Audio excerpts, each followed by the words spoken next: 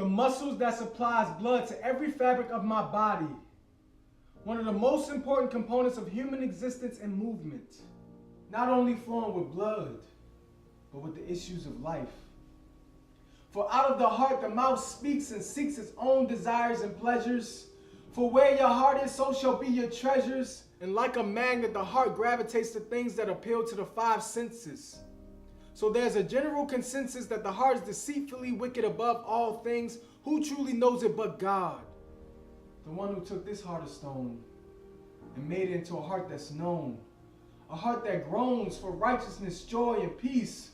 A heart that has the desire to set affections on things above, where Christ is seated, where grace is repeated, and where sin is defeated. But my heart's disposition hasn't always been this way. You see, I was born in the church, automatically assimilated to church culture. And my legalism and church practices have led me to believe that I was good on the surface. And blinded by my own good deeds, I couldn't see how deeply stained I was in sin. I had a wicked heart from the start of conception, and to think there was some type of perception of me being a good person. Like a bad tree, bearing good fruit. Can't be good if it's bad from the root. And I would love to toot my own horn, but I'm the one that caused the accident. And it hit me hard, knowing that I was shapen in iniquity from my mother's womb, dead like Lazarus, unable to raise myself out of the tomb.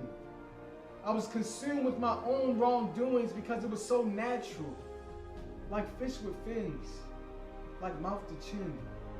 I could not separate myself from my own sin, yet I was asking God to create in me a clean heart and renew the right spirit within me, because me is what got me here in the first place.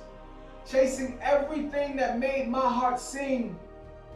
Scratching and clawing like Solange just to get a seat at the table when God already made reservations for me.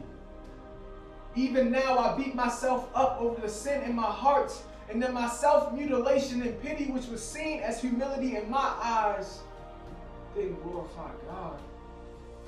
I was a fraud, pretending as if I was clever, not understanding that when my heart and my flesh fail, that God is the strength of my heart and my portion forever.